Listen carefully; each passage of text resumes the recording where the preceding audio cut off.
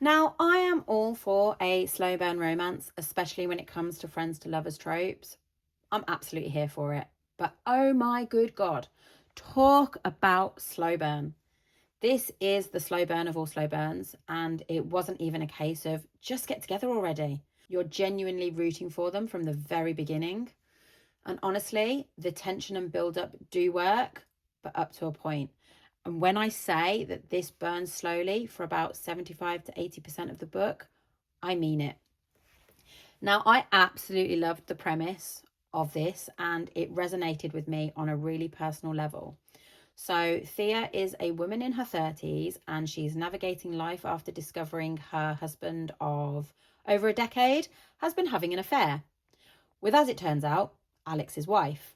And both are suddenly dealing with divorce, heartbreak, and the reality of rebuilding their lives from scratch. Now, as someone who's divorced myself after discovering my ex-husband on dating apps, a lot of this hit very close to home. And whilst I can't relate to finding two people in bed together or becoming best friends with the other spouse, I can relate to the grief, the fear, the anxiety, and the emotional uncertainty that comes with betrayal. One aspect that particularly resonated was the discussion around dating apps. I hated them. I'd heard the horror stories, I'd seen the success stories, but the thought of searching for my future on the very thing that had destroyed my past felt terrifying. So many of Thea's emotions surrounding dating and trust felt really relatable. Now, divorce has made me doubt myself, doubt love, doubt people's goodness. It's made me feel broken and skittish and bitter. Not always, not even most of the time anymore, but it's still lying there, lying in wait.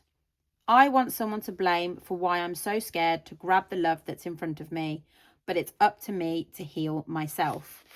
This quote alone really captured so much of what this story was trying to say. One small niggle though, Thea's constantly repeating how she was in love with Alex all the time. We understand she loves him as more than a friend and is terrified of risking what they already have. And then you've got Alex keeping his feelings hidden because he'd rather have her in his life in any capacity than not at all. And whilst that's genuinely sweet at first, after a while, it all felt repetitive. So I was actually really conflicted when trying to rate this because as a romance, it absolutely works.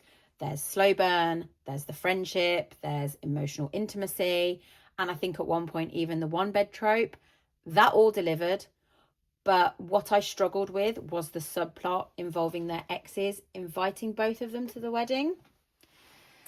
Yes, there's a child involved, and I understand that that changes the dynamic when it comes to co-parenting and blended families.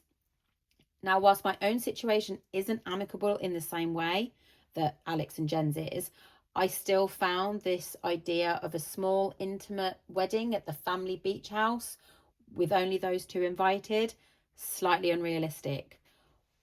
But one thing I absolutely loved was the rocky dynamic between Alec and Lawrence. That is Thea's best mate, Lauren. This brought so much humour and warmth to the story and really helped balance some of the heavier emotional moments. Whilst this was my first Chloe read, it definitely won't be my last. So if you enjoy second chance romance, later in life love stories, emotionally driven friends to lovers, and of course, cozy and uplifting reads that are full of heart, I would absolutely recommend this. And for what it's worth, it's taken me 5 years of back and forth, but the apps eventually led me to somebody who has completely changed my perspective on love. Someone who's shown me that it's okay to be scared, it's okay to want to be loved, and that when you are loved the right way, it is so unbelievably worth it.